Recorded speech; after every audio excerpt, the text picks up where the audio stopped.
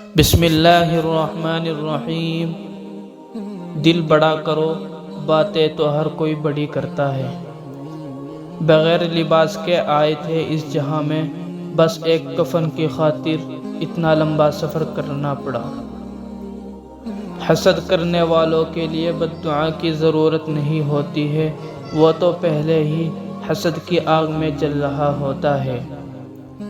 کسی کو اتنی عزت نہ دو کہ آپ کی بے عزتی کرنا وہ اپنا حق ہی سمجھ لے۔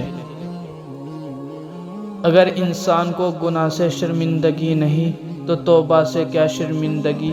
توبہ کا خیال خوش قسمتی ہے، کیونکہ جو گناہ کو گناہ نہ سمجھے وہ بدقسمت ہے۔